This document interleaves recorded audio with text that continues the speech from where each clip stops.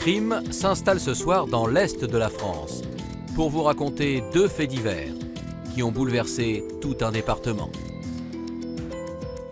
Savoie, un détour en enfer. C'est tout de suite.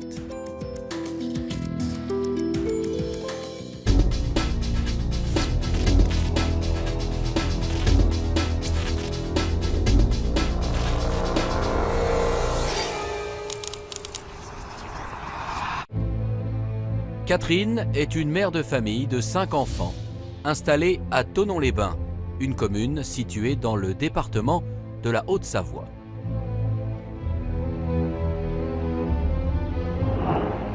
Le 7 décembre 2001, elle dépose une plainte à la gendarmerie pour dénoncer les agissements de son ex-mari. Effondrée, elle vient d'apprendre que sa fille Roxane, âgée de 12 ans, a été violée à plusieurs reprises et pendant plusieurs années par son propre père. Alors pourquoi Catherine ne s'est-elle rendue compte de rien depuis aussi longtemps? Son ex-mari aurait-il fait d'autres victimes? Et surtout, qui se cache derrière ce père de famille insoupçonnable?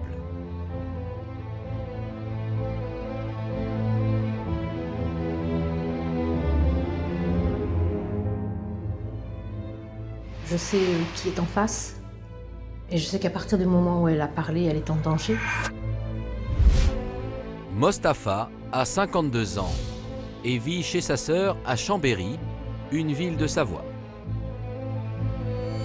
Le 21 mai 2015, son corps est retrouvé mort dans un parc de la ville. L'homme a été massacré à coups de couteau. 7 mois plus tard, lors d'une soirée, c'est au tour d'Amir d'être attaqué à l'arme blanche. Mais par chance, l'homme, gravement blessé, arrive à s'enfuir et va donc pouvoir mettre les enquêteurs sur la piste d'un individu extrêmement étrange et tout aussi dangereux.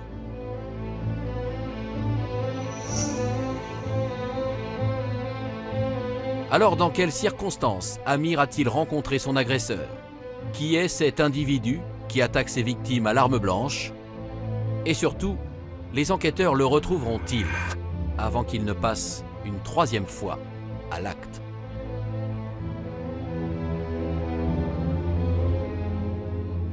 J'aurais jamais imaginé, si je le croisais dans la rue, ce jeune homme, on ne penserait même pas que c'est quelqu'un qui est capable de faire ce qu'il a fait à mon frère.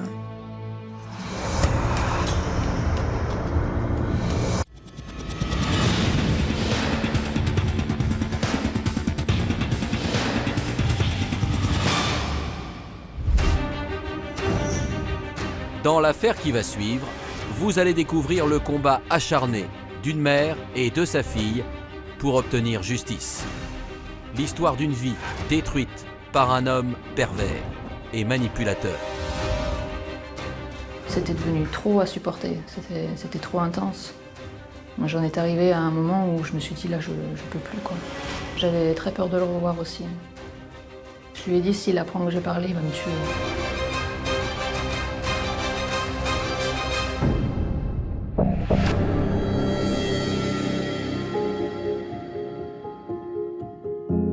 Nous sommes à Thonon-les-Bains, dans le département de la Haute-Savoie. Accolée au lac Léman, cette station thermale de 35 000 habitants est la capitale historique du Chablais français, un territoire naturel d'une extrême richesse. C'est un paysage montagneux et aquatique, et c'est un paysage paisible. Il est accueillant, le paysage. On s'y sent bien. Thonon-les-Bains, très belle ville qui est en France, sans être complètement en France. Il y a comme une frontière qui serait celle du lac, et comme les eaux sont partagées entre la Suisse et la France, eh bien Thonon, c'est déjà un peu la Suisse. Mais le 7 décembre 2001, Catherine, une habitante de Thonon-les-Bains, va déposer plainte à 550 km de chez elle, dans le département de l'Aude. Je leur racontais tout depuis le départ. Voilà, ma fille est victime de viol de la part de son père, dont je suis divorcée. Selon la mère de famille, ces faits ont été commis par son ex-mari, William, entre 1993 et 2000. Catherine remet aux gendarmes de Lézignan-Corbière un dossier de 80 pages qu'elle a réalisé avec sa fille Roxane. Il regroupe des signalements ainsi que des examens médicaux. La priorité, c'était protéger mon enfant. Faire un dossier, constituer le maximum de preuves, etc. Alors pourquoi Catherine porte-t-elle plainte à plus de 500 km de chez elle? Que va révéler Roxane, la victime présumée? Et quelle sera la version de son père?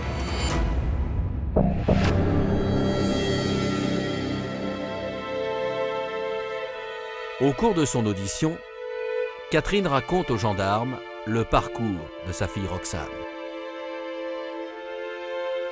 C'était une enfant qui était proche de sa famille, proche des siens.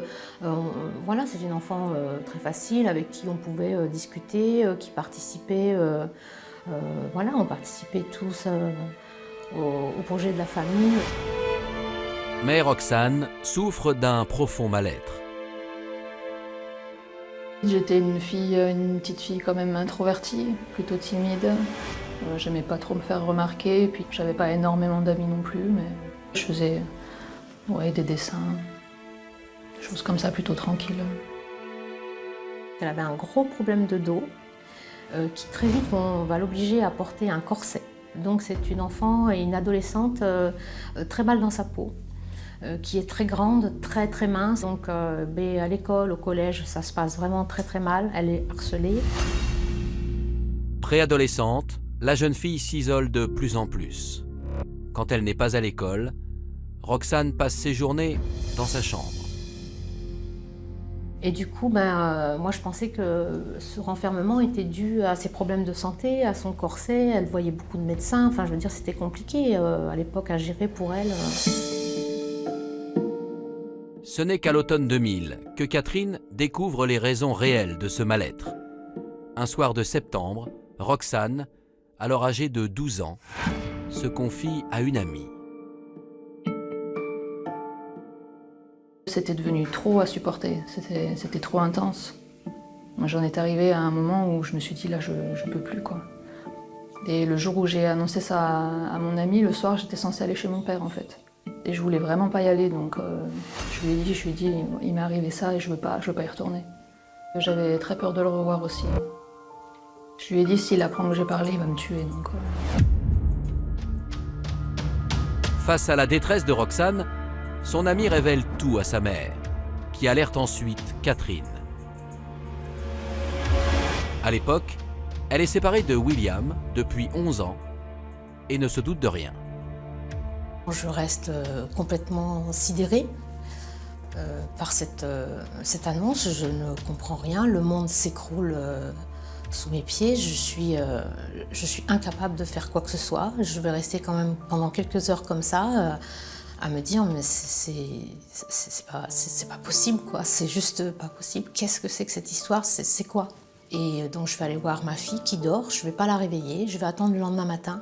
Donc je passe une nuit blanche et j'attends qu'elle se réveille le lendemain matin. Et donc elle va venir me voir parce qu'elle sait que je suis au courant. Et je vais lui dire, mais explique-moi, qu'est-ce qui se passe? Et ma fille, la première parole qu'elle va me dire, elle me dit, je savais que tu ne me croirais pas. Et elle part en pleurs dans la cuisine. Donc je la rattrape et je lui dis, si, je te crois. Et à partir de ce moment-là, je la prends dans mes bras et je lui dis, t'inquiète pas, on va trouver des solutions. Tu as bien fait de me parler, je te crois. Déroutée par la situation, Catherine recherche de l'aide auprès d'associations spécialisées. C'est par ce biais qu'elle rencontre des parents d'enfants victimes d'inceste. Et de là, tous les parents vont me dire la même chose. Sur le tribunal de Thonon-les-Bains, à chaque fois qu'il y a une plainte de portée, les plaintes sont classées systématiquement sans suite. Ou alors l'enfant est remis au père agresseur, où placer. Donc je vais prendre conseil auprès d'un avocat sur Thonon-les-Bains. Je vais lui raconter donc ma discussion avec les parents de victimes. Et lui va me dire oui, c'est de notoriété publique et c'est à charge contre la maman qui devient manipulatrice, etc. L'enfant est en danger avec la mère, donc il faut absolument qu'il soit séparé de la mère. L'avocat de Catherine lui conseille de quitter la ville avec Roxane et de déposer plainte ailleurs. Terrifiée par ce qu'elle apprend, la mère de famille renonce à entamer des poursuites judiciaires et décide de partir avec sa fille, le temps de faire le point. Catherine laisse son nouveau conjoint et ses autres enfants. Donc j'ai dit à ma fille, le soir même, je lui ai dit, écoute, on va partir quelques jours. On fait un petit sac, on part. Et j'ai dit à mon mari, tu gardes des enfants? J'avais 4 autres enfants.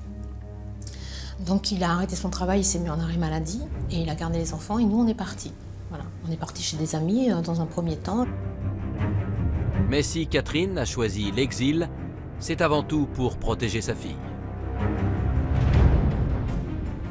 Je sais qui est en face et je sais qu'à partir du moment où elle a parlé, elle est en danger. Et puis dans un deuxième temps, je ne veux surtout pas que ma fille me soit enlevée. Donc pour la protéger, c'est la seule solution que j'ai trouvée.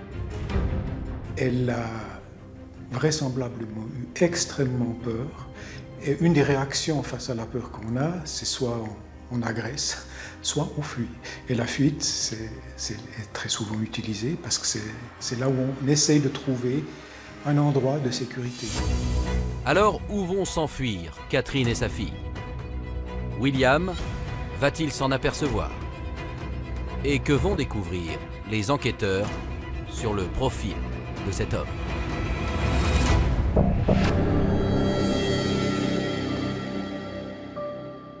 Au bout de plusieurs semaines d'errance, Catherine et sa fille de 12 ans font la rencontre d'un propriétaire de centre équestre dans le Var. On va être hébergé par cet homme qui a 21 chevaux, qui va partir pendant 2 mois en stage, donc on va devoir s'occuper des chevaux, des chiens et tout ça. Donc lui, il habite dans la forêt, il est au calme, voilà. C'est vraiment un endroit tranquille. Le contact avec les chevaux, ça a été pour moi... J'avais l'impression en fait qu'ils ne me jugeaient pas puis qu'ils me comprenaient, donc j'étais vraiment à l'aise avec.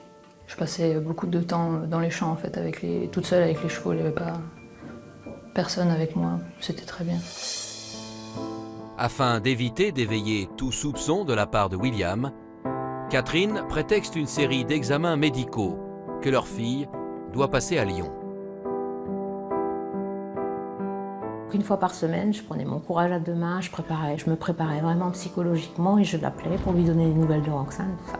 Et puis un jour, je lui téléphone et je lui dis, écoute, on va rester encore un peu. Et là, il me dit, tu te fous de ma gueule. Et à partir de ce moment-là, j'ai raccroché. J'ai compris que c'était fini, que je ne lui donnerais plus de nouvelles. Elle explique aux gendarmes qu'à la suite de cet appel, un policier et une assistante sociale se sont présentés à son domicile de Thonon-les-Bains.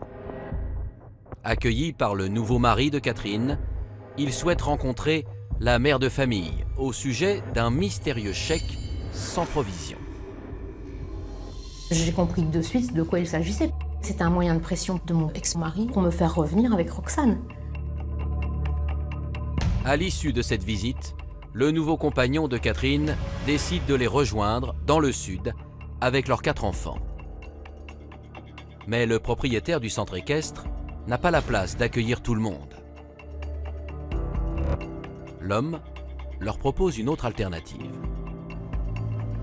Il va nous présenter à cette personne qui accepte de nous loger. Il a beaucoup de terrain, il a des caravanes, des vieilles caravanes, etc. Donc voilà, mon mari va nous construire un petit cabanon pour dormir et on va vivre dans la nature comme ça pendant plusieurs mois. Donc sans eau, sans électricité. Donc on s'éclaire à la bougie, voilà. Pour l'eau, on va à la source. Pour laver le linge, c'est au lavoir. Pour la nourriture, on n'a pas d'argent. Donc mon mari, avec mes grands-fils, ils font un peu les déchetteries pour récupérer, faire des vides-greniers. On s'organise comme ça pour avoir un peu d'argent. C'était vraiment rustique, mais pour moi, c'était vraiment une belle période, en fait. Mes soucis étaient loin.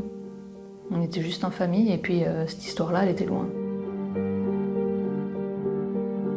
Afin de comprendre tous les rouages de cette affaire, les gendarmes de Lézignan-Corbière interrogent Catherine sur sa précédente relation avec William. J'ai connu le père de Roxane en 88 et très vite je suis tombée enceinte puisque Roxane est née en 88, donc ça a été vraiment très rapide. On s'est mariés aussi en 88. Mais William va subitement changer de visage. Les violences vont commencer rapidement. Je me retrouvais à l'hôpital à plusieurs reprises, etc. À chaque fois, il revenait. Et moi, j'étais sous cette emprise-là.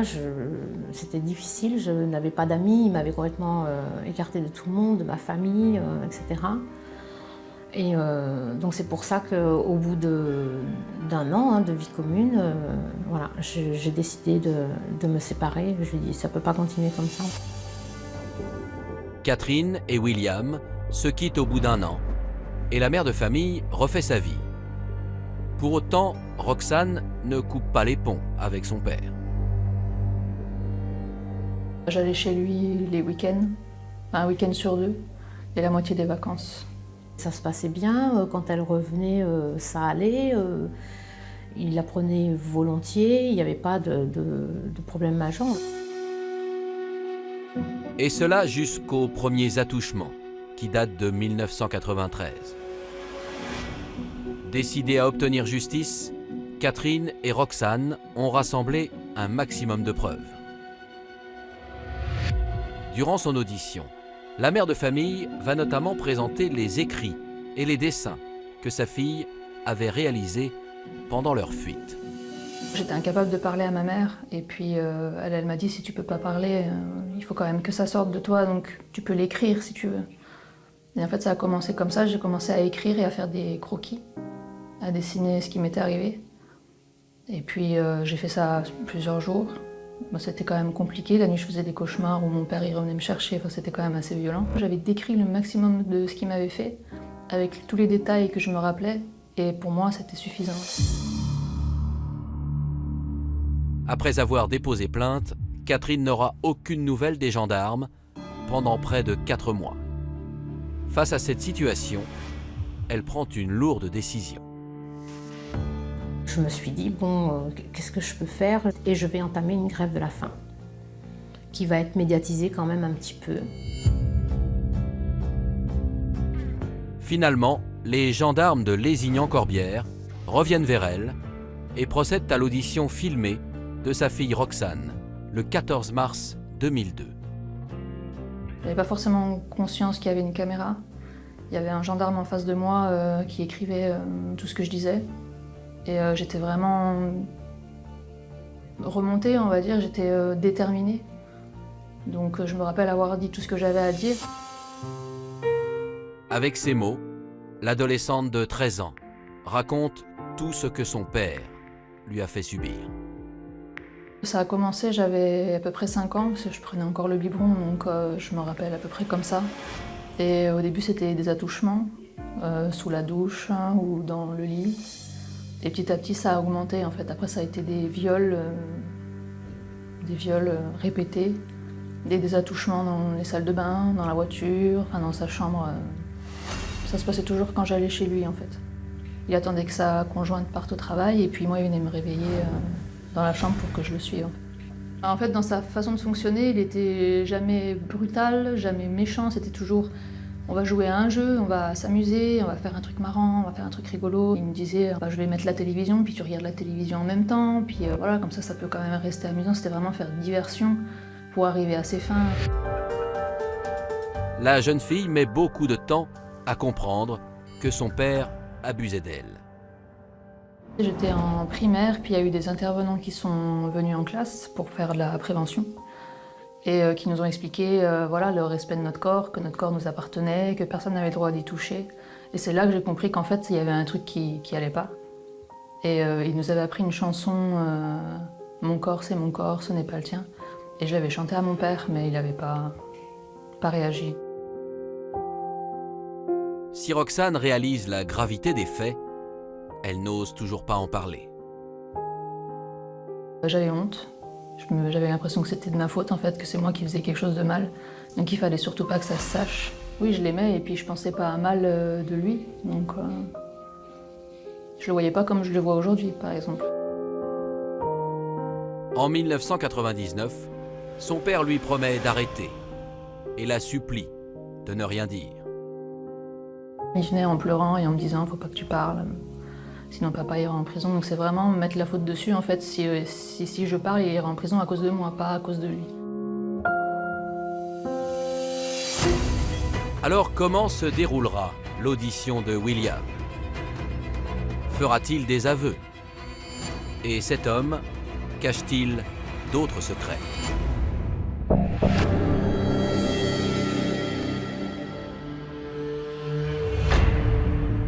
Avant de le convoquer, les gendarmes de Lézignan-Corbière se concentrent sur le profil de leur suspect.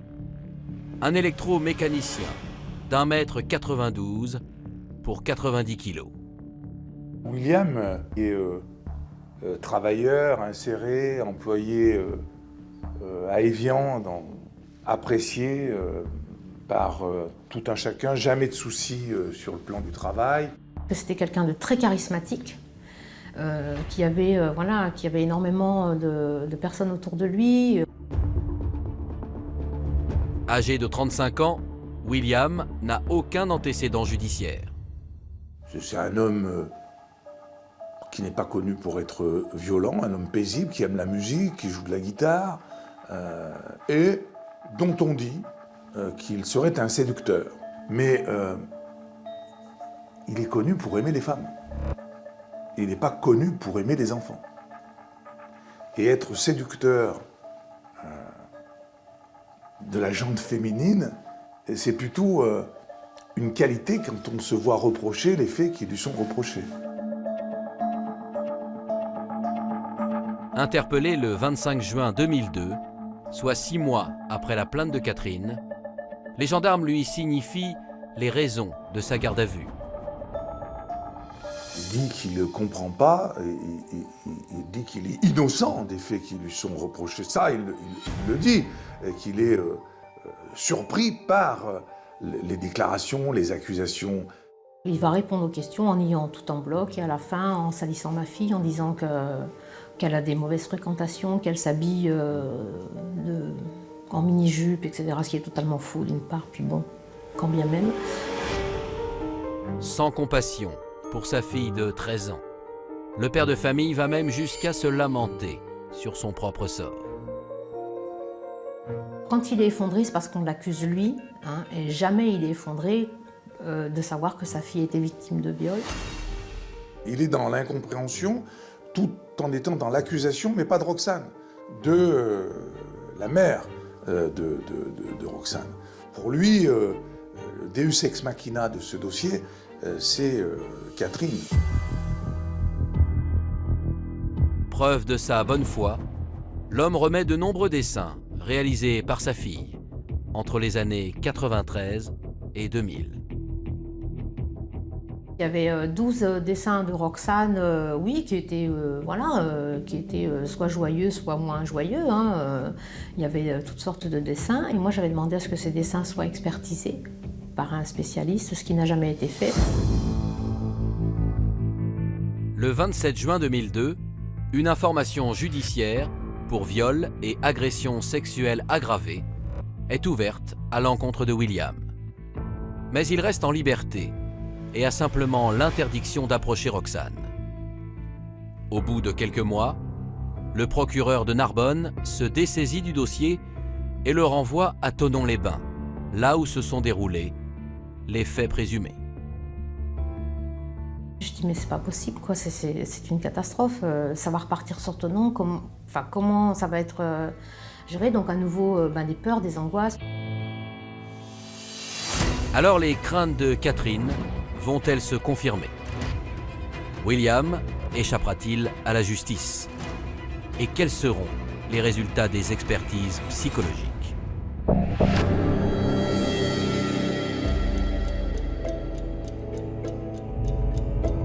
Au mois de septembre 2002, Catherine et Roxane sont convoquées par le juge d'instruction de Thonon-les-Bains. mais elles ont le sentiment de ne pas être entendues. J'ai reçu 10 minutes dans le bureau et puis je me suis sentie jugée en fait. J'avais l'impression que c'était moi la coupable et qu'à part me dire c'est grave les accusations que tu portes, au lieu de me dire c'est grave ce qu'on t'a fait, c'était vraiment dans le sens c'est grave ce que tu es en train de dire. Et bon, du coup moi je me suis refermée, j'ai pas voulu parler plus que ça avec et puis j'ai maintenu ma version et je suis sortie du bureau, mais c'est tout. Ensuite, l'adolescente de 14 ans est soumise à différentes expertises psychologiques. J'ai vu une psychologue avec qui j'étais quand même assez à l'aise et j'avais l'impression qu'elle me prenait au sérieux, donc j'ai pu parler en confiance. Je suis sortie de là, j'étais contente. Je me suis dit, j'ai pu me libérer, je me sens bien, on m'a écouté, on m'a cru, et en fait, pas du tout. L'expert dit qu'il y a un décalage entre sa réaction et les réactions, entre guillemets, habituelles des victimes d'abus sexuels. De son côté, William va lui aussi être expertisé par un psychologue. Dans l'expertise, ce monsieur est super, gentil, bien, il présente bien, il est poli, il est correct. Je vais donc demander une contre-expertise et ça va être comme ça pour 4 expertises qui vont toutes être en faveur de monsieur et qui vont toutes être contre moi, à ma charge, sans jamais m'avoir rencontrée. Dedans, il était dit que j'étais très dangereuse pour mon enfant et qu'il fallait absolument qu'il me soit retiré. Pendant 4 ans, l'enquête stagne et le 25 avril 2006, le magistrat instructeur prononce finalement un non-lieu. Un véritable cataclysme pour Roxane et Catherine. Je me suis dit, mais c'est pas possible en fait, on arrive au bout, nous on peut plus rien faire, ça veut dire que il est libre, et moi non. Moi je suis pas libre en fait. C'est écrit que Roxane est certainement victime, mais de qui? Donc ils reconnaissent quand même qu'elle est victime, mais de qui? Alors qu'elle n'a cessé de dire toujours, elle est toujours restée constante dans ses déclarations. Se sentant abandonnée par la justice, Roxane entre dans une profonde dépression. J'étais une habituée de la scarification, donc c'est pas que je voulais mourir, mais c'est que je voulais quand même calmer la douleur que j'avais à l'intérieur. Le seul moyen que j'avais trouvé, c'était de le faire sortir comme ça en fait. Et j'écrivais aussi beaucoup de textes où je me sentais vraiment impuissante et incomprise, et tout le temps en colère. Donc c'était vraiment un truc qui revenait souvent. 1 an plus tard, la jeune femme va toujours plus mal et tente même de mettre fin à ses jours. C'est dans ce contexte que son père lui envoie un mail dans l'espoir de la revoir. Je suis allée directement voir la police en me disant c'est inadmissible qu'il me contacte, il n'a pas le droit. Puis on m'a dit il a le droit, en fait vous êtes majeur, donc il a le droit. Mais il fallait que je lui réponde, mais que je lui réponde gentiment. Il fallait pas que je l'accuse parce que ça pouvait se retourner contre moi. Donc en plus c'était à moi de prendre sur moi et de lui répondre gentiment que je voulais pas avoir de contact avec. Pendant de longues années, Roxane et sa mère tentent de faire avancer la procédure. En vain. Jusqu'au mois de décembre 2013, où une nouvelle plainte à l'encontre de William est déposée. Alors, qui a déposé cette plainte et pour quel motif? William sera-t-il un jour reconnu coupable par la justice?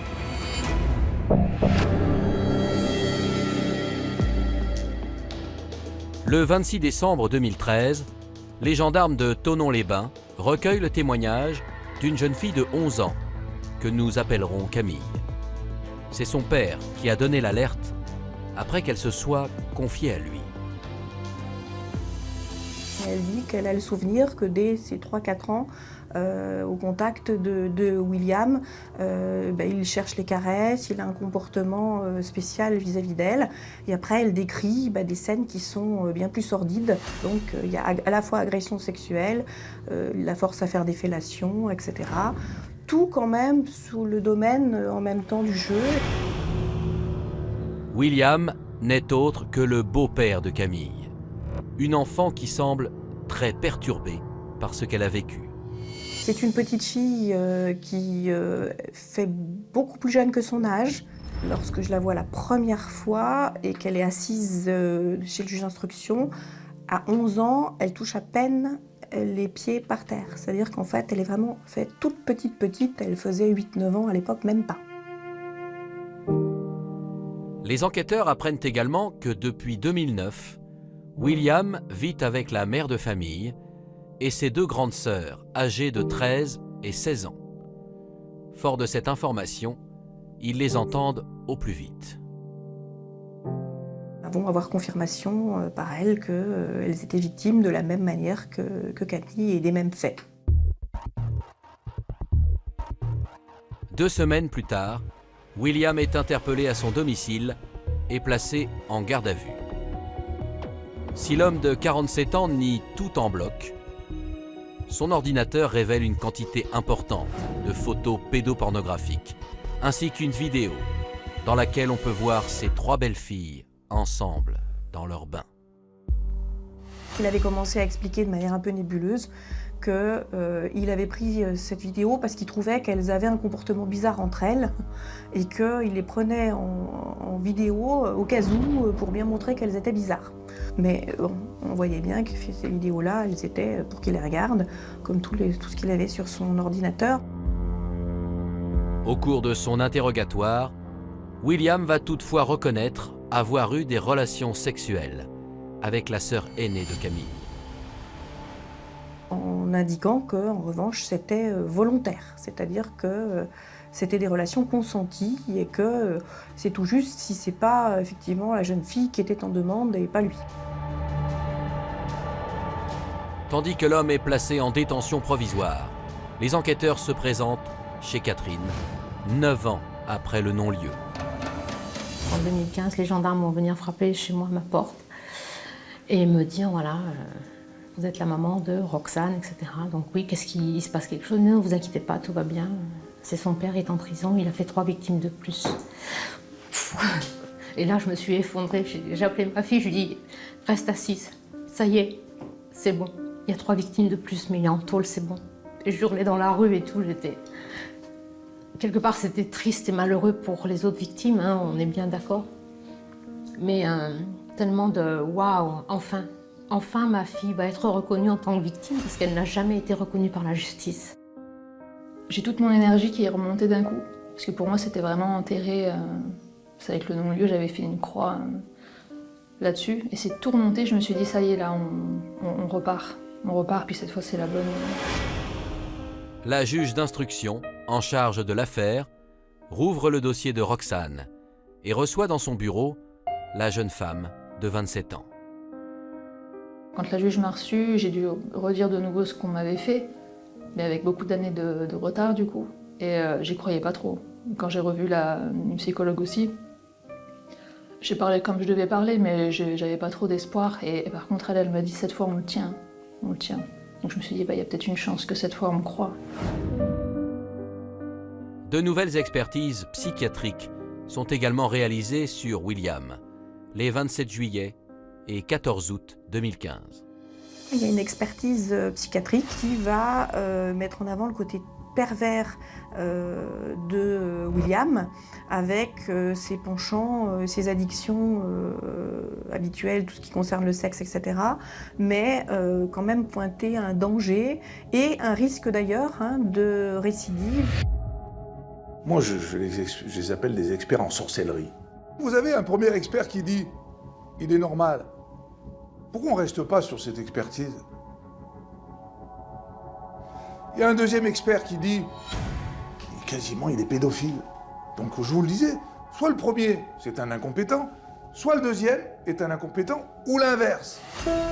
En 2016, une confrontation entre Roxane et son père est organisée. Cela fait plus de 17 ans que la jeune femme n'a pas revu son bourreau. J'avais très peur de la confrontation depuis petite. Parce que pour moi c'était ce géant d'1m92, sauf que là j'étais adulte. Et quand je suis rentrée dans le bureau du juge en fait, et que je l'ai vu assis, tête baissée, je suis restée vraiment scotchée. Je me suis dit mais c'est ça mon père. J'ai vu un homme assis, affalé, recroquevillé sur lui-même, vieux, avec aucun charisme, aucune prestance comparé à l'époque où moi le souvenir que j'avais de mon père, c'était mon père, c'était l'homme. J'étais choquée, mais j'étais rassurée de me dire, mais en fait, c'est juste un homme. C'est pas le monstre que je m'imaginais petite qui me terrorisait. Et je me suis dit, je vais lui faire face complètement, je vais pas lâcher, puis j'ai pas lâché. Roxane trouve enfin le courage d'affronter son père, qui pour la première fois n'occulte pas totalement les faits. Il a dit, c'est pas possible que ce soit moi. Il dit pas oui, il dit pas non, il dit c'est pas possible que ce soit moi. Ce qui m'a vraiment marqué sur la fin, en fait, c'est quand son avocate lui a demandé qu'est-ce qui vous empêcherait de dire la vérité, et lui il a répondu ça ne changerait rien. Il n'a pas dit je dis la vérité, il a dit ça ne changerait rien. Donc pour moi c'était clairement des aveux. Il a dit quoi qu'il arrive j'irai en prison. Le 8 décembre 2016, la juge d'instruction ordonne le renvoi de William devant les assises pour viol et agression sexuelle sur 4 mineurs, dont sa propre fille. Alors quel comportement aura l'accusé lors de son procès? Va-t-il avouer ses crimes? Et Roxane sera-t-elle enfin reconnue comme une victime?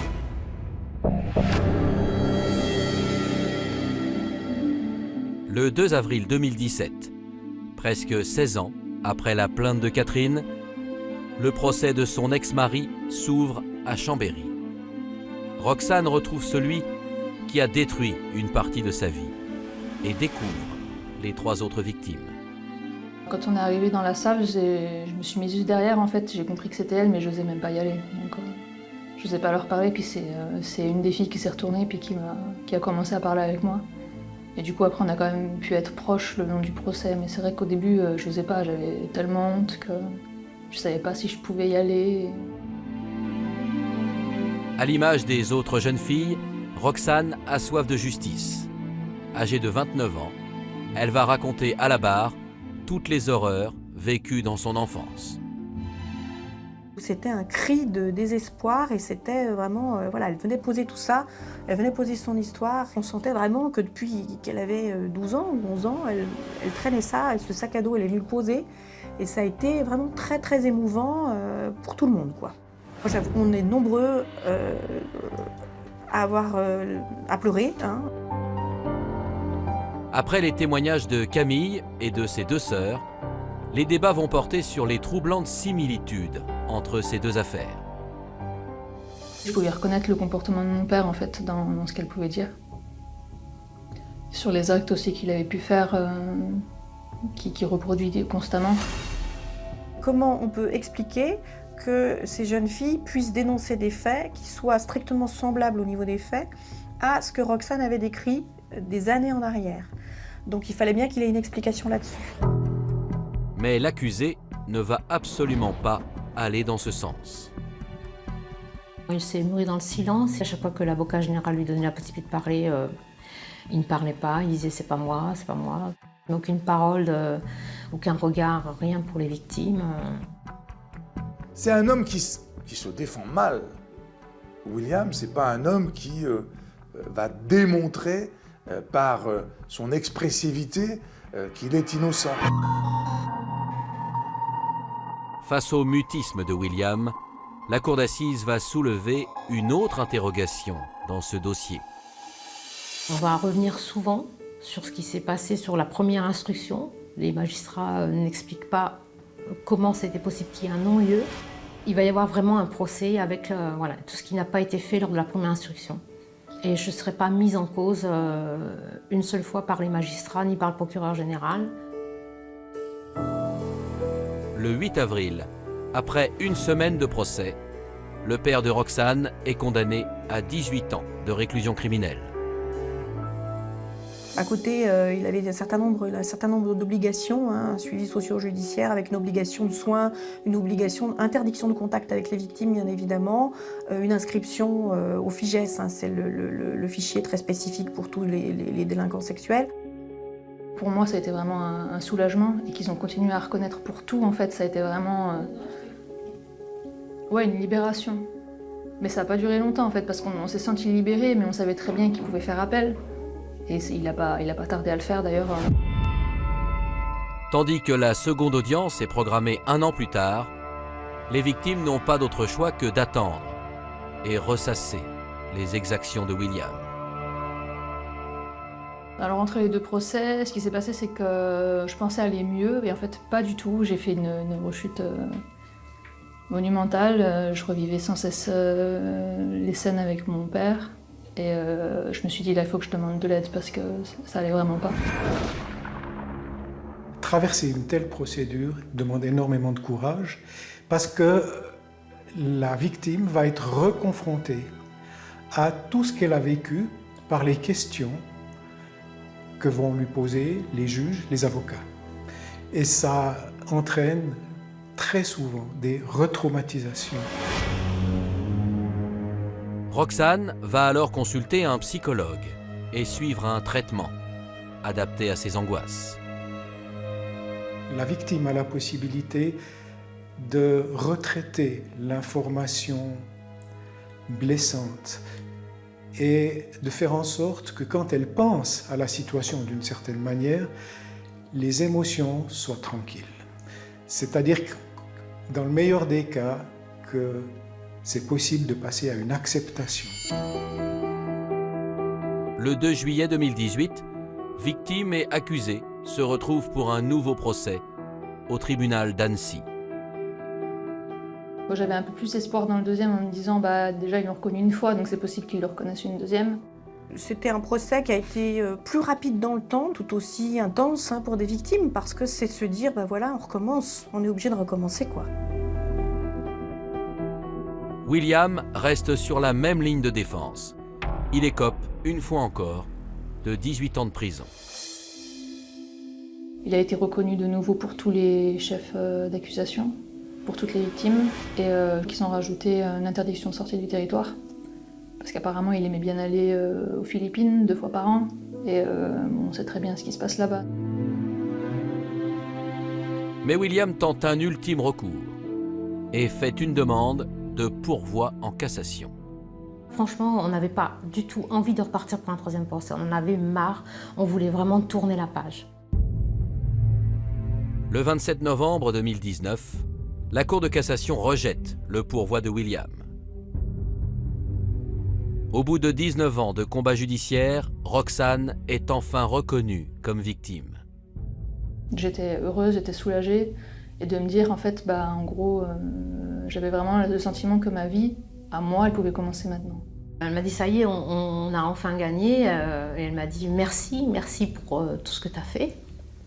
Elle m'a dessiné un tableau, un joli tableau où voilà, la mer ne porte que ceux qui remuent. Donc ça voulait tout dire. En fait, tu t'es battue pour moi pendant toutes ces années, je te remercie.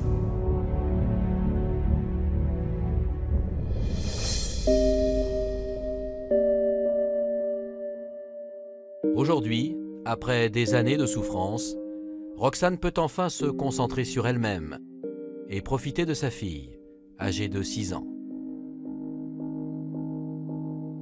Je peux me reconstruire pleinement, parce que je sais que la justice a fait son travail, que pour le moment, il ne fera plus de mal à personne. Et oui, que c'est ma vie maintenant. C'est vraiment ma vie et que ça, c'est loin derrière. Si Roxane a désormais tout pour être heureuse, elle éprouve des difficultés à donner sa confiance aux autres. Et cela, même au père de son enfant. J'étais beaucoup en train de le surveiller en fait. Bon, maintenant ça va mieux, mais je fliquais. Déjà ma fille, je la confie à personne. Et je suis jamais sereine quand elle doit aller quelque part sans moi. Donc c'est vrai que même par rapport à lui, j'avais quand même une méfiance qui n'était pas forcément justifiée, mais je pouvais pas faire autrement. Aux côtés de sa mère, elle a décidé de se servir de son histoire pour venir en aide aux victimes d'inceste et de pédophilie via un site internet. Je porte la parole des mamans et des enfants qui ne peuvent pas le faire. Et c'est un combat de tous les jours, Mais je ne pourrais pas vivre sans, je suis incapable de vivre une vie entre guillemets normale, boulot, métro, dodo, voilà. Le réel combat, il est toujours là en fait, il ne s'arrête jamais.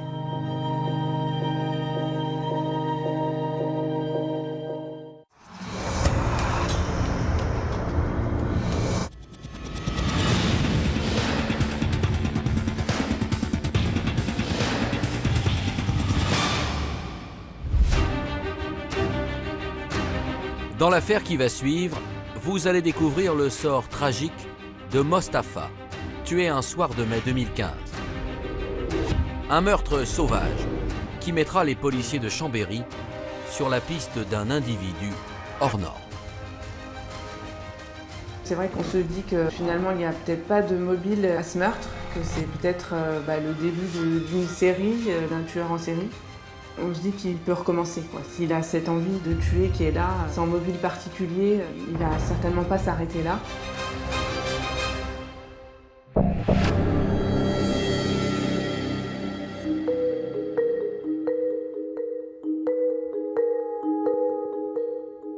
Nous sommes à Chambéry, dans le département de la Savoie.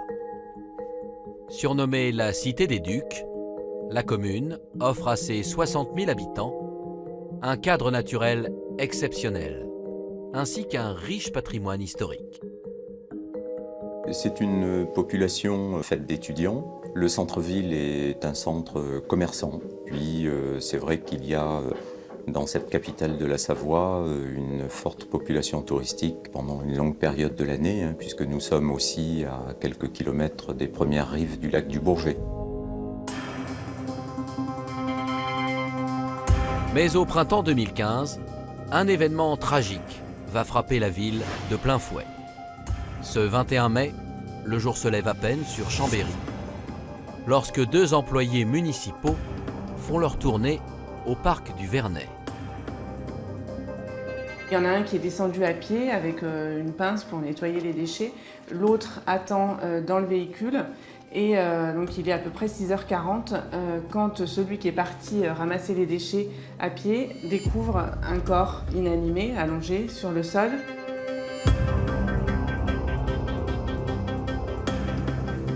Paniqué, l'employé contacte immédiatement les services de police de la ville, qui arrivent sur place quelques minutes plus tard.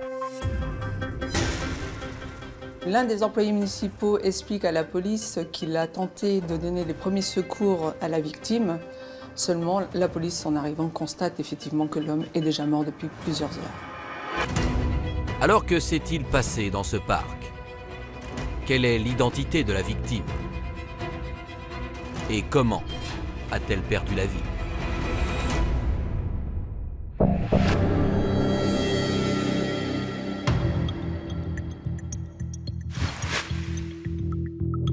Dans le parc du Vernet, situé à quelques mètres seulement du palais de justice, les enquêteurs procèdent aux premières constatations sur le corps de la victime. Il est sur le dos. Il a reçu plusieurs coups de couteau sur la poitrine, dans la nuque et au visage. Et plus étrange, le pantalon baissé sur les chevilles. Ça interpelle tout de suite les enquêteurs au début de l'enquête. On peut penser du coup à une agression sexuelle. D'autant plus que le parc du Vernet est connu à Chambéry pour son activité nocturne. C'est un endroit où les homosexuels se rencontrent. C'est aussi un endroit où on sait qu'il y a de la vente de produits stupéfiants.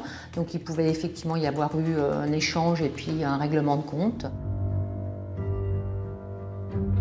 En fouillant les vêtements de la victime, les enquêteurs parviennent à l'identifier grâce à sa carte de bus. L'homme s'appelle Mostafa. Il a 52 ans. Ses proches, et notamment Farida, sa sœur aînée, sont aussitôt informés. J'ai pas du tout réalisé. Sur le coup, je réalisais pas. Ils m'ont dit on est de la police. Là, sur le coup, j'ai dit qu'est-ce qui se passe? Mais je pensais pas du tout à la mort de Mostafa du tout. Et après, quand ils me l'ont dit, je réalisais pas. Tandis que Farida assure aux policiers que son frère n'avait pas d'ennemis, les enquêteurs de Chambéry inspectent minutieusement le parc du Vernet. Mais aucun indice n'est retrouvé sur place.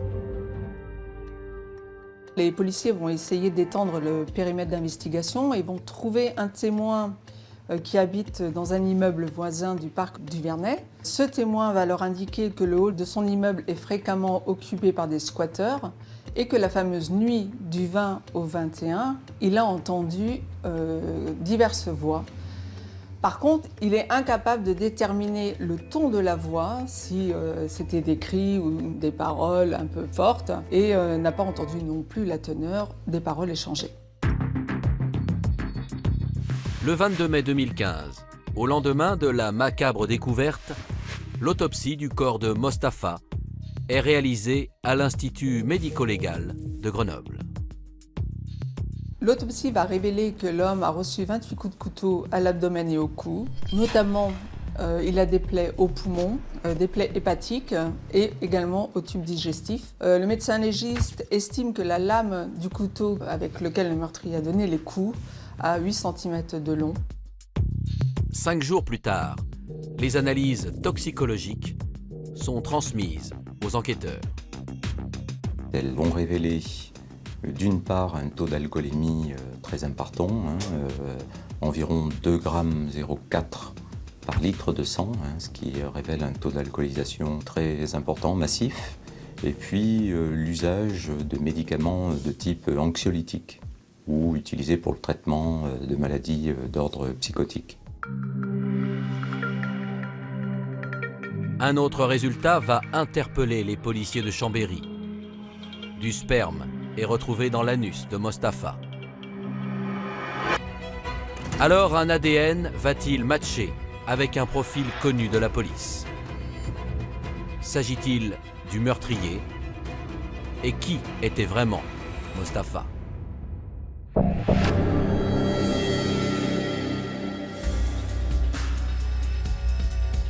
À Chambéry, les policiers apprennent que l'ADN retrouvé ne correspond à aucun profil enregistré au FNEG, le fichier national des empreintes génétiques. À la recherche d'une nouvelle piste, les hommes de la police judiciaire réalisent une enquête de personnalité sur la victime. Mostafa est né le 30 décembre 1963 à la Bridoire, un petit village à 25 km approximativement de Chambéry. C'est l'un des enfants d'une famille de 11. C'est un garçon plutôt respectueux, de bonne humeur, qui aime la vie, auquel on ne trouve rien à reprocher. Il fait ses études, il décroche un BEP de secrétaire dactylo, puis s'en va à Lyon avec des amis et enchaîne à ce moment-là des petits boulots. Mais à l'âge de 30 ans, Mostafa est diagnostiqué bipolaire. Il avait des délires et il voyait des choses que nous, on ne voyait pas. Des fois, il me disait, je vois une ombre. Dehors, des fois, il me disait qu'il voyait quelqu'un alors qu'il n'y avait personne. Des choses comme ça, quoi.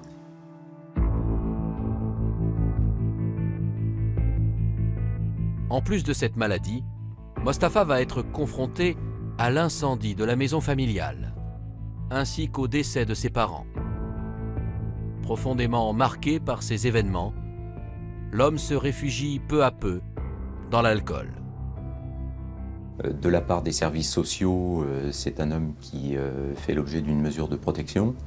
Il vit avec tout juste une 60aine d'euros par semaine. Donc il est dans un cadrage médical avec le soutien d'une sœur à Chambéry qui s'occupe de lui autant qu'elle le peut et des difficultés qui sont récurrentes. Il ne s'en sort pas. Oui, c'est un naufragé de la vie.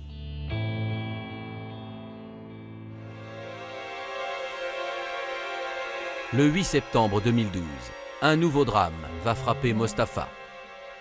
Parti à un festival de musique au fort de Tamier, son frère Ahmed n'est jamais revenu. On n'a plus aucun élément de localisation. Rien ne permet, en tout cas, d'affirmer qu'il est décédé. On n'a plus aucun contact avec lui et la famille a déposé une plainte qui fait aujourd'hui, toujours en 2020, l'objet d'une procédure d'enquête. À l'hôtel de police de Chambéry, Farida est entendue sur l'emploi du temps de son frère. La sœur de la victime raconte l'avoir vu pour la dernière fois le 20 mai, soit la veille de son décès. Ce jour-là, Mostafa est venu chez elle, vers 13h. Il est parti se reposer, il a fait une sieste, il a dû se réveiller sur les coups de 17h, 18h. Et puis moi, à ce moment-là, avant qu'il parte, j'étais en train de mettre la table. Et puis je lui ai dit de rester manger avec nous. Et puis du coup, il m'a dit non, je vais chercher du tabac. Et puis bon, j'ai dormi toute la journée. Il m'a fait comprendre qu'il avait envie de bouger. Mais alors qu'il devait juste faire un aller-retour dans le centre-ville, Mostafa n'est jamais revenu. C'était pas la première fois qu'il partait et puis qu'il revenait pas. Même des fois, il partait chez ses amis à la Bridoire. Pendant 2 jours, je le voyais pas. Il restait là-bas et il dormait chez ses amis, quoi. Et il me prévenait pas. Alors bon, après, des fois, moi, je l'appelais. Mais là, après, avec le temps, je l'appelle plus, quoi. Parce que même si je l'appelle, ça servait à rien. Dans l'espoir de retrouver sa trace, les enquêteurs auditionnent ses amis les plus proches, à savoir 2 frères agriculteurs résidant à la Bridoire. Ils ne comprenaient pas ce qui était arrivé à Mostafa. Mostafa était venu 2 jours avant les voir. Et effectivement, ils avaient eu une relation sexuelle entre l'un des frères et Mostafa. De nouvelles analyses ADN vont d'ailleurs confirmer que le sperme retrouvé est bien celui de cet ami. Mais l'homme est mis hors de cause en ce qui concerne le meurtre de son ami. Honnêtement, il semblait lui porter vraiment beaucoup d'affection. C'est quelqu'un de très simple, spontané, naturel. On n'a pas senti de vice, si vous voulez. Voilà, après, c'est plus l'instinct qui nous a fait dire qu'il y avait peu de chances quand même que ce soit lui. Les hommes de la PJ décident ensuite de visionner les images de vidéosurveillance de Chambéry. Mostafa est repéré aux alentours de minuit, titubant seul dans le centre-ville. Il est au niveau de la place d'Italie. On a su après qu'il avait acheté des cigarillos dans le bureau de tabac qui reste ouvert assez tard sur cette place. Quand il ressort de ce bureau de tabac, il tombe au sol, visiblement d'ivresse. On voit un individu intervenir, l'aider à se relever et le conduire dans la rue d'Italie, qui part de la place d'Italie. Et au loin, on aperçoit qu'il rentre dans un hall d'immeuble. Le hall dans lequel les policiers s'étaient déjà rendus lors de l'enquête de voisinage. Sans plus attendre, ils décident d'y retourner. Sur place, ils retrouvent la carte vitale de Mostafa et placent sous scellé des canettes jetées par terre. Sur une des canettes de bière, on découvrira l'ADN d'un homme qu'on pourra identifier, mais qui s'avérera n'avoir aucun lien finalement avec la disparition de Mostafa. En revanche, une image extraite de la vidéosurveillance attire particulièrement l'attention des enquêteurs. Et là, les vidéos nous permettent de voir un homme qui marche derrière Mostafa à une centaine de mètres et puis qui se rapproche de lui. Et sur les images du centre-ville de Chambéry, vraiment rue Croix d'Or, là, dans le quartier piétonnier, on les voit marcher ensemble et remonter jusqu'à la place Saint-Léger et jusqu'au tribunal qui mène ensuite au parc du Vernet. C'est les images qu'on a de Mostafa et de celui qu'on pense être l'auteur. Alors s'agit-il du meurtrier de Mostafa? Les policiers parviendront-ils à l'identifier? Et l'enquête connaîtra-t-elle un nouveau rebondissement?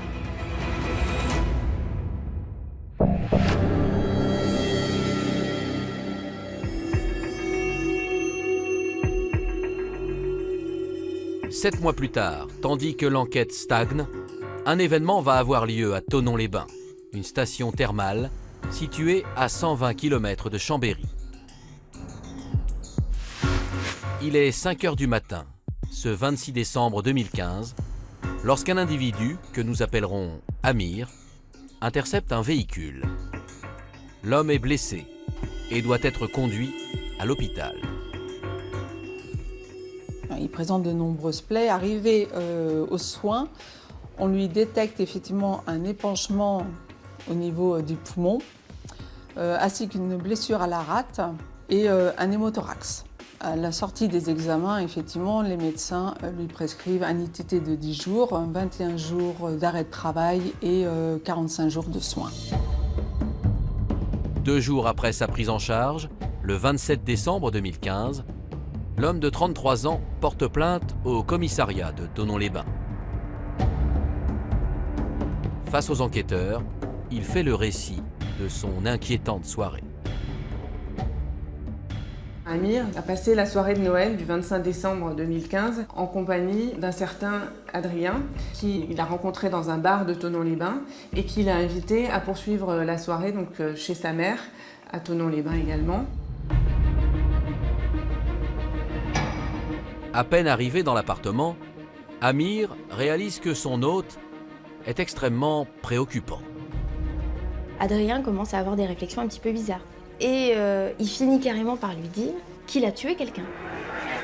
Et pour lui prouver qu'il a vraiment tué quelqu'un, il sort une coupure d'article de presse du Dauphiné et il lui montre l'article qui relate la mort de Mustapha dans le parc du Vernet et il lui dit « c'est moi ». Amir, il y croit pas. Quel auteur de meurtre viendrait dire au premier inconnu qu'il croise « c'est moi qui ai tué un mec dans le parc du Vernet ». Mal à l'aise, Amir décide d'abréger la soirée. Donc il se lève, il commence à se diriger vers la porte d'entrée et finalement il prend un coup de couteau dans le flanc. Mais il s'en aperçoit pas tout de suite, à vrai dire. C'est en se retournant qu'il voit Adrien avec le couteau et qu'il comprend. Et là c'est la panique. Malgré sa blessure, Amir parvient à s'extirper de l'appartement et à être pris en charge par les secours. Suite à ce témoignage, les policiers se rendent au domicile de la mère d'Adrien. Si le jeune homme de 20 ans est interpellé sans difficulté, sa version des faits va être très différente de celle d'Amir.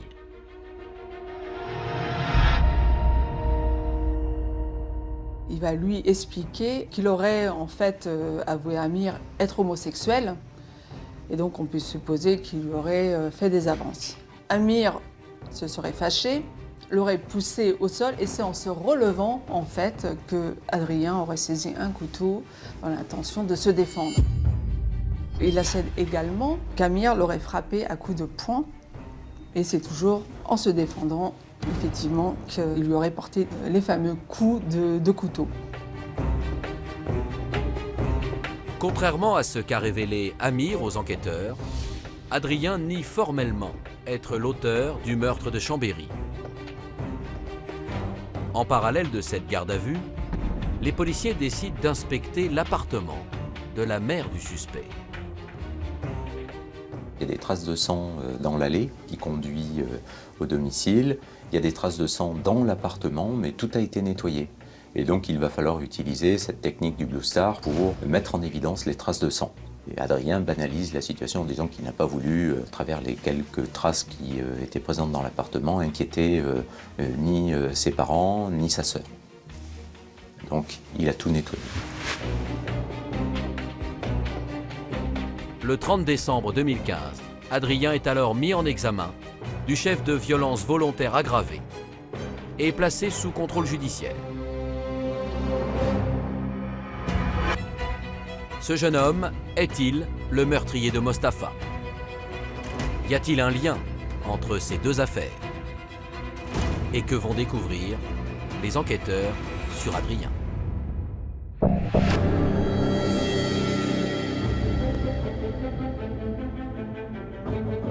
Le 5 janvier 2016, soit 7 mois après le meurtre de Mustapha, les enquêteurs de Chambéry sont avertis par leurs homologues de Thonon-les-Bains des déclarations d'Amir.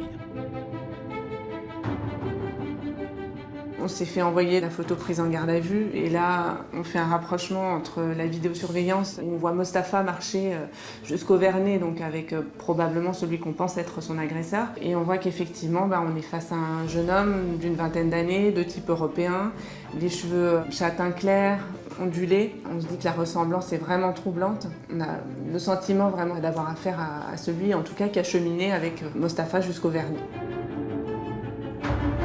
Malgré cette ressemblance physique avec leur suspect, les enquêteurs savoyards sont stupéfaits. Ils apprennent qu'Adrien a grandi au sein d'un foyer aimant et n'a jamais fait parler de lui auparavant. Il était très bon à l'école. C'est un enfant qui très rapidement, déjà en primaire, faisait preuve de capacité importante. Il était sapeur-pompier volontaire. Il souhaitait devenir sapeur-pompier professionnel. Mais à la suite d'une hospitalisation pour une polyarthrite à l'âge de 17 ans, son rêve d'enfant s'effondre. Adrien commence alors à se renfermer de plus en plus sur lui-même. Ce mal-être a commencé principalement à se ressentir à l'adolescence et qui s'est accru avec les années. Donc un mal-être avec des douleurs qu'il ressentait, qu'il n'arrivait pas à analyser comme des pulsions, qu'il a découvert par la suite, et qui faisait qu'il était mal, qu'il se renfermait. Avec les années, les pulsions d'Adrien prennent de l'ampleur. Et l'étudiant en psychologie va même jusqu'à se scarifier pour extérioriser son mal-être. Il s'automutile parce qu'il dit qu'à ce moment-là, ça lui permet de décompenser son instinct meurtrier et de lutter contre cette espèce de besoin qu'il a de passer à l'acte. Mais un autre élément attire fortement l'attention des enquêteurs. C'est son profil sur les réseaux sociaux qui va interpeller les policiers de Chambéry. En effet, ils vont découvrir que celui-ci fait référence à des personnages sombres, à des films noirs, et notamment à des tueurs en série, comme Hannibal Lecter dans Le Silence des agneaux. Il fait mention également d'un personnage d'Orange Mécanique, mais surtout au Joker de Batman. Et les policiers vont découvrir que Adrien a l'habitude d'emprunter le rouge à lèvres de sa mère pour se grimer en Joker et accentuer les traits de la grimace de celui-ci.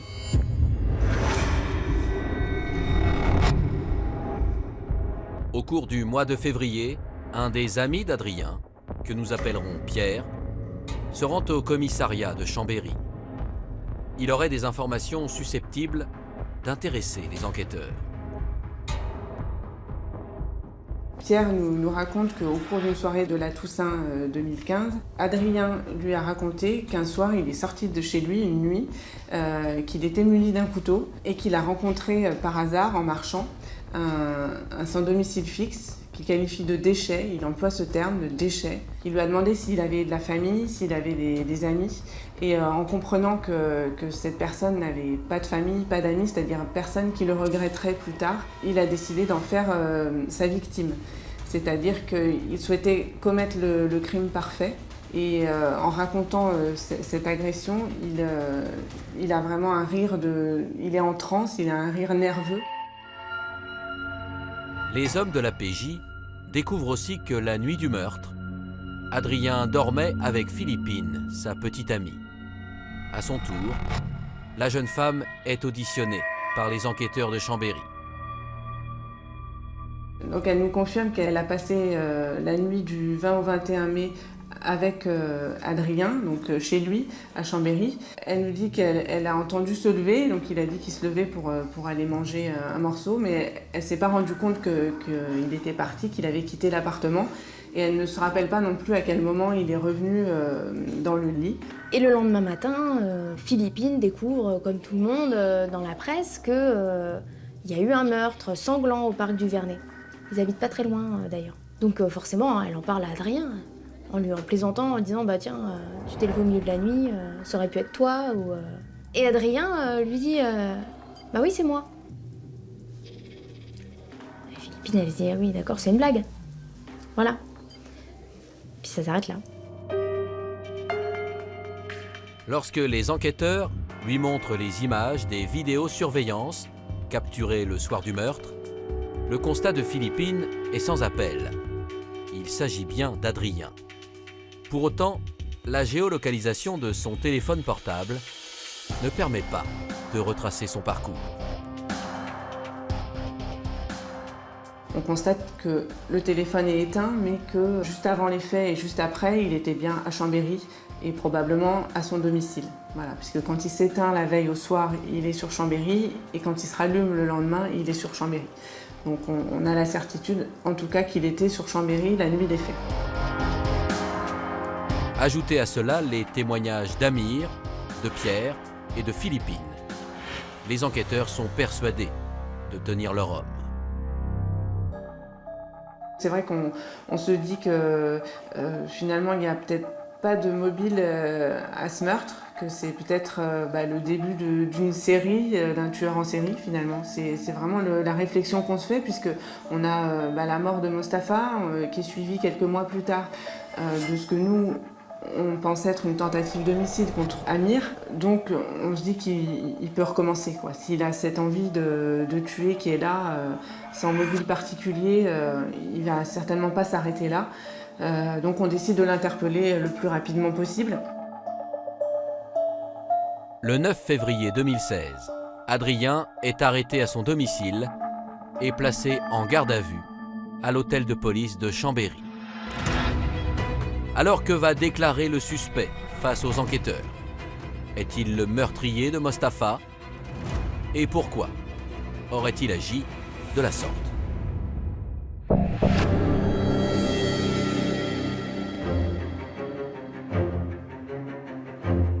À l'hôtel de police de Chambéry, le jeune homme de 21 ans apparaît particulièrement calme, presque résigné, avant son audition.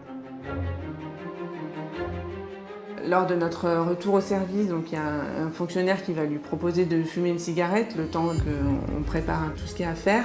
Et là, à ce moment-là, il va se confier spontanément, il va dire « bon ben voilà, je savais que la police allait intervenir chez moi ». Enfin, il va reconnaître spontanément les faits à ce moment-là.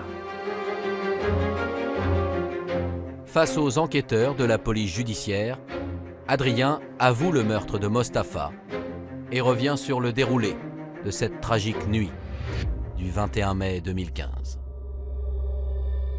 Il est rentré dans tous les détails du fait en fait qu'il s'était levé cette nuit-là parce que ses pulsions meurtrières étaient devenues tellement fortes qu'il avait besoin de sortir et qu'il a pris un couteau en se disant peut-être je vais tuer quelqu'un, mais il savait pas.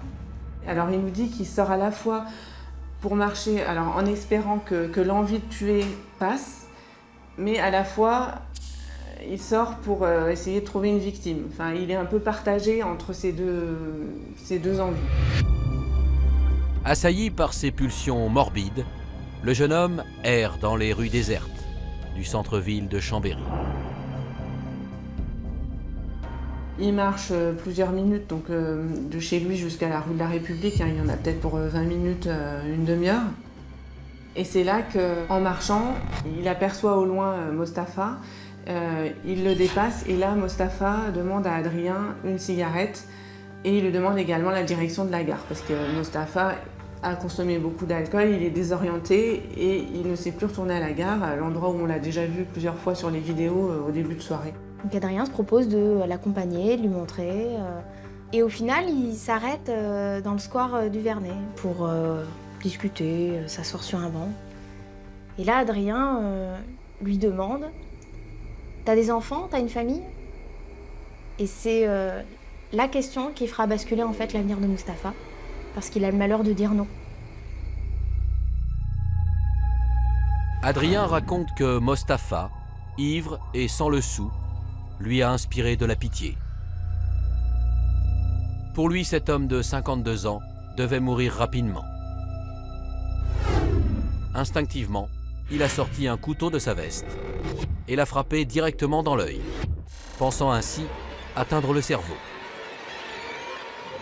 Finalement, Mostafa se relève, le regarde et lui dit « mais qu'est-ce que tu fais ?» Enfin, Mostafa, visiblement, malgré l'ivresse, a un sursaut de vie et ne comprend pas ce qui se passe. Et Adrien lui répond « je vais te tuer ». Il lui dit comme ça, froidement « je vais te tuer ». Adrien se jette sur sa victime et lui assène 27 autres coups de couteau.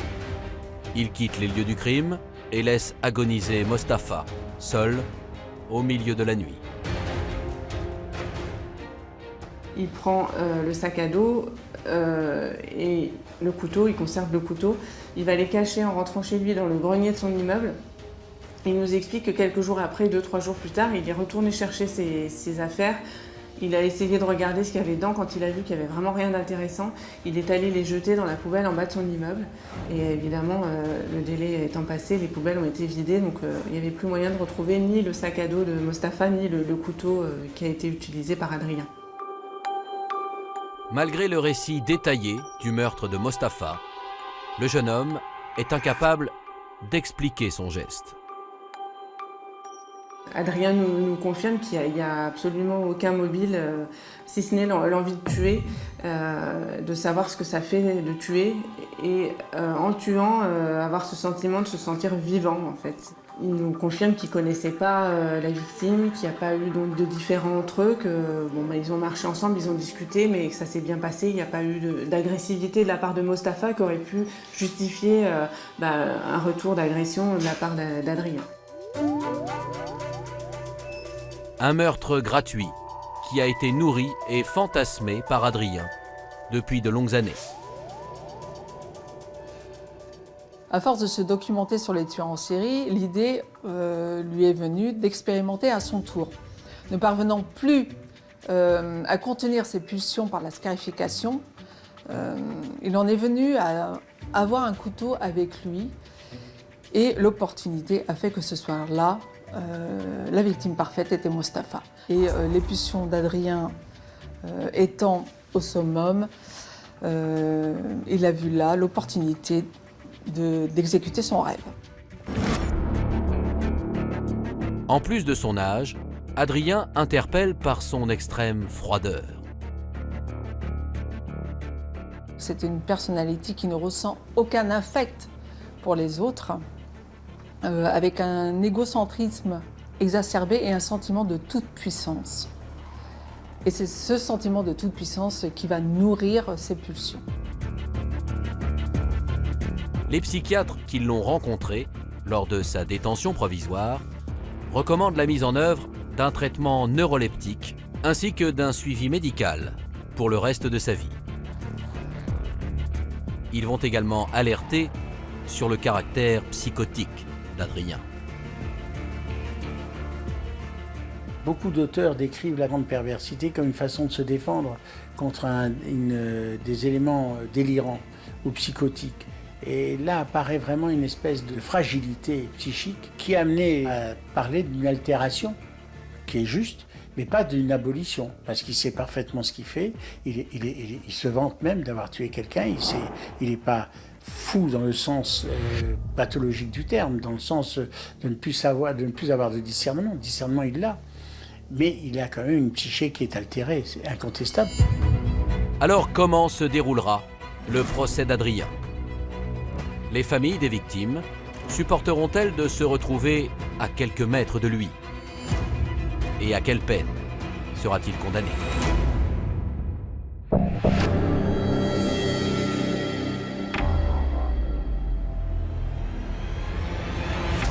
Le lundi 27 janvier 2020, soit 5 ans après la mort de Mustapha et l'agression violente d'Amir, le procès de l'étudiant en psychologie s'ouvre devant les assises de Savoie, à Chambéry. Les assises sont bondées. Tout le monde veut assister au procès d'Adrien parce que ce meurtre dans le square du Vernet, ça avait vraiment retourné toute la ville. C'est tellement rare à Chambéry de retrouver un corps lardé de 28 coups de couteau. Donc une ambiance un petit peu tendue, mais plutôt calme dans le sens où tout le monde dévisage Adrien. Tout le monde veut comprendre comment un garçon comme lui est capable d'une telle horreur. Tout le monde, à commencer par la famille de Mustapha. Présente lors des débats, Farida n'arrive pas à réaliser que cet homme s'est acharné sur son frère et l'a fait mourir de la sorte. J'aurais jamais imaginé, si je le croisais dans la rue, ce jeune homme, on ne penserait même pas que c'est quelqu'un qui est capable de faire ce qu'il a fait à mon frère. Devant la cour d'assises, Adrien va réitérer sa première version. Il a tué Mustapha uniquement pour ressentir ce que cela faisait de tuer un homme. Mais en ce qui concerne Amir, le jeune homme de 24 ans assure qu'il n'a fait que se défendre. Il est quasiment animé comme le serait un automate. Beaucoup de froideur dans l'expression, aucune empathie. Il s'adresse même à un moment donné à la famille de Mostapha pour leur dire qu'il regrette ce qu'il a fait, mais qu'il est incapable de comprendre leur douleur. Face à ces propos glaçants, les familles des deux victimes vont s'entraider et se soutenir tout au long de l'audience. Il y a toute la famille de Mustapha qui prend un banc complet. Et au premier rang, il y a Amir. Mais on les sent, ils se retournent régulièrement, ils se regardent, ils font régulièrement des pauses cigarettes, et à la pause cigarette, ils se regardent. Ils n'osent pas trop se parler, mais ils se regardent et ils échangent quelques mots rapidement. On sent qu'il y a une coalition, si je puis dire, dans la souffrance. Le vendredi 31 janvier 2020, après 5 jours de procès, Adrien est condamné à 25 ans de prison pour meurtre et tentative de meurtre, avec un suivi socio-judiciaire de 15 ans à sa sortie de détention. J'ai jamais vu ça. Jamais. Le verdict tombe, tout le monde se lève, forcément. Et là, la famille de Mustapha, toutes ses sœurs, se dirigent naturellement vers les parents d'Adrien, qui sont déchirés, déchirés. Et tout le monde se prend dans les bras. Et je me revois regarder l'avocat des sœurs de Mustapha, Maître Cataldi, et on s'est regardé en se disant mais c'est incroyable en fait que d'une affaire si sordide puisse ressortir autant d'humanité, parce que en fait on parlait vraiment d'humanité.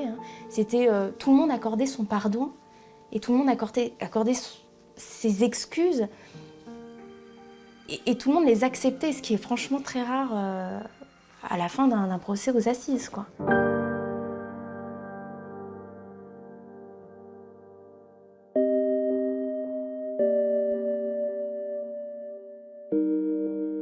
Aujourd'hui, 6 ans après la terrible disparition de Mostapha, Farida garde le souvenir d'un homme affectueux et d'un frère aimant, à qui la vie n'a fait aucun cadeau. Grâce au verdict de la cour d'assises, elle parvient peu à peu à faire son deuil. Mais je suis toujours en train souvent je pense à lui, mais avec un côté positif. Mais avec de la tristesse aussi, beaucoup de tristesse. Ça, c'est sûr que, surtout, sachant comme il était, le pauvre, il était malade et très vulnérable, il était alcoolisé, et que l'autre, comme il s'est acharné sur lui, j'ai du mal à accepter ça, quoi. Même si justice a été faite, ça, c'est sûr qu'on ne peut pas oublier, quoi.